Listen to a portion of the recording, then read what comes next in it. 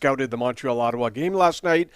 Could they be trying to get a player like Zach Bolduc? This is absolutely crazy as we have brand new reports linking Montreal to Kiefer Sherwood out of Vancouver, including a top Canucks insider, as you just saw, suggesting Vancouver going after one of our nice young wingers in Zach Bolduc. We have to break down all the latest Kiefer Sherwood rumors, and it's not just Dolly that was talking about it. Pierre Lebrun as well. Also, though, Elliotte Friedman brings back up one name that Habs fans have been desperately clamoring for in trade talks, and he is more likely than ever to get moved. We're going to dive into that, plus some great stuff on Oliver Kappin and all that coming up, and you're going to want to stick around for that this Kiefer Sherwood stuff later. I know you're probably already formulating your comments. You saw the thumb, you saw the intro, you're like, what? But let's start with some great stuff going on right now, Jesse. And look, Oliver Kappin, for good reason, has been getting a ton of praise. He led the Habs in ice time last night. He's 5th in rookie scoring right now behind Ivan Demidov at number 1 and Seneca tied at number 1, which is cool, but he's tied for the lead in goals. This guy's been getting a ton of attention lately, plays great on the penalty kill. He's had a great 200-foot game, and Marty St. Louis relying on him more and more. And for as much as we say that Ivan Demidov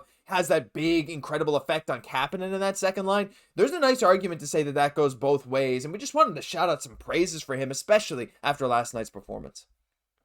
We have to. Oliver Kapanen leading the Montreal Canadiens in ice time as a rookie is unreal and really just underscores just what's potential that this player has and how he's quickly becoming a big part of this Montreal Canadiens team, much more than we would have realized. Even us, Josh, we've been covering him since the days of Timrith and Finland, beyond, and we're still surprised, like when we see him on the ice, just the way that he was playing last night and looking dangerous at a couple points with that combination with Demidov, and Texier also doing some good things there. It's like, okay, wow, like I'm seeing an evolution from Kapanen. These are certain things I haven't seen before, and I like it. You know, again, like that skills, it's the smarts, and then it's also like the compete. It's kind of like all those three things together, which is translated into a very strong rookie season. Again, 14 points in 26 games is not a bad way to start your NHL career. And for sure, just like where he's at in both, like, not just like in the offensive zone of like knowing Demidov, okay, he's going to get the puck and I'm going to make myself an option, like offensive option. Like he's ready to shift to defense to offense on the moment, depending on what's going on. And you can trust him to just be in that right place, whether it's in the D zone, supporting, you know, his defenseman there as the center really should, getting down low in that D zone, or in the offensive zone, chipping in as well. So again, just seeing what he's contributing to this team in so many ways is just really providing Kent Hughes with even more options here. We know we still want that 2C, and we're not going to put Kapanen into that role right away, but what he's doing right now, again, is just giving Kent Hughes so many options going forward. I love that. It's the options. It's the flexibility with the lineup. And again, we take a look at the lines. Like right now, like earlier this season, if we had said, look, Kapanen's going to kind of be thriving a bit as the 2C, we would have been called crazy, right? Maybe. I don't know. Not everyone. Not Grant McCack. Shout out to that, by the way. What an incredible... That takes age very, very well. I know a lot of people were talking about that earlier this year, but right now, Oliver Kapanen's been doing some crazy stuff. And look, do you think he could keep this spot, even with like Kirby Dach getting healthy, some trades coming? Leave your thoughts on that down below. But, you know, when we're talking about these forwards, I mean, look, no secret. We're in the market for something big. A big trade.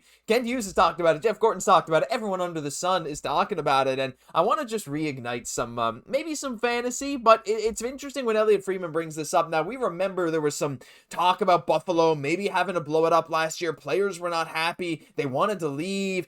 We never really heard Tage Thompson's name directly, but Elliotte Friedman recently on Morning Cup of Hockey said that last year, both Dahlin and Thompson indicated they really needed to see improvement this year. So I always check in. I just don't think we're at that point right now, and Thompson remains focused on the Sabres, which is why I say this is a bit of fantasy. But Jesse, again, when we look at this guy, this to me is the closest we've ever been to actually hearing Thompson could be on the block. And again, right now, like, if you want to hear more about Sherwood, sure. But I think everyone's more interested in this guy. 6'6", 28 years old, 22 points in 27 games, on pace for a nice 30-plus goal season again. He's that guy that we just always talk about, almost like that white whale a little bit. And I don't know, crazy to hear that he was one of these guys. Because I think originally we didn't even hear that he was one of the guys talking out about the Sabres. But with this new revelation from Elliotte, Jesse, I mean, I think at the very least, we got to definitely keep an eye, kick some tires. Because if that could ever happen, I can't think of much of a more perfect fit. I like Ryan O'Reilly, but you have to feel like Tage Thompson, a player of that ilk, is the ideal ad for the Montreal Canadiens.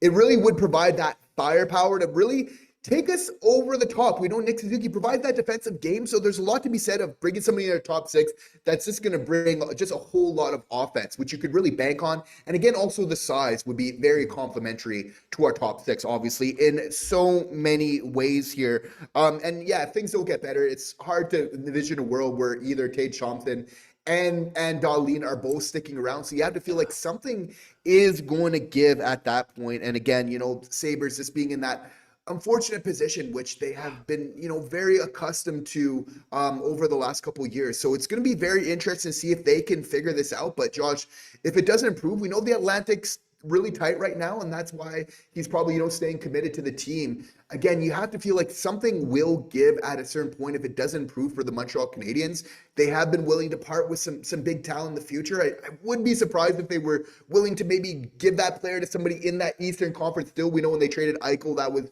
at least to the West there, their previous trades, again, with Vegas as well.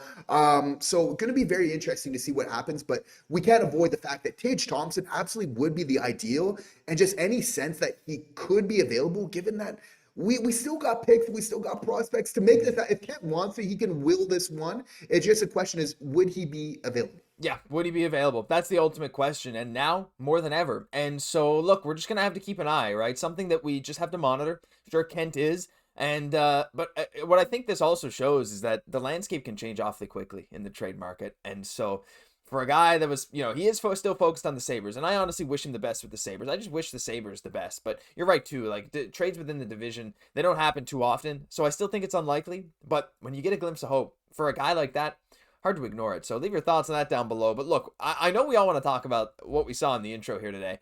And I want to start with this. So on the Donnie and Dolly show, which I'll link that Twitter clip down below if you want to go take a look at that full video for yourself. It's about a minute of him talking about the Sherwood stuff. They mentioned that the Wild and Habs were the two teams that they expected to be in on Sherwood. Now, this is a Vancouver-based show. There are some of the top Vancouver insiders over there. Pierre LeBrun also doubled down on this, saying the Wild, they've checked in. Montreal and Dallas are also among a long list of teams that have at the very least kicked tires. And then on the show, the Canucks scouted the Montreal-Ottawa game last night. This is what you saw in the intro. Could they be trying to get a young player like Zach Bolduc? And Dollawall Sports, Rick Dollawall, incredible follow. If you want any Canucks news, or again, some NHL news, he's, fantastic for it. So when we're talking about Kiefer Sherwood, Jesse, I mean, let me just preface this, but I tried to get through that without freaking out. What? Bolduc? What? I don't even know. That doesn't even make any sense to me. I know they're about the same size. Sherwood is so much older, an expiring contract. Bolduc's on pace for 20 goals in his second year. The idea of Montreal getting Sherwood is something we floated in the past. I think it cost way too much to get an expiring contract, and he reportedly wants 5 years by $6 million. Again, Jesse, my opinion is that if you drag and drop Sherwood onto this team without having to give up anything, I think he's a perfect fit, right? Goal scoring, physical, has led the league in hits. He set the all-time record for hits in a season last year. But if you have to give up anything substantial for him, if you're Montreal, I don't think that makes any sense for our timeline, and I don't think I'm the only one that thinks that. No, and we know that Zachary Bolduc, Boldy, is affectionately known around here, is in the doghouse right now. Yeah. We're certainly not giving up on him by any country mile. And again, similar production in a lot of ways, while being much younger than Kiefer Sherwood, who's really in his prime right now. And I haven't just seen quite enough from Kiefer just over the career. Some great production. We love the game that he plays. Of course, who doesn't like a forechecking, type of body checking type player like this that can get goals?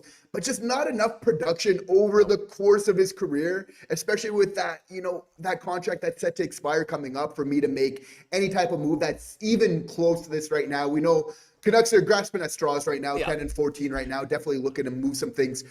Some insiders have said that Brock Boeser is off the table.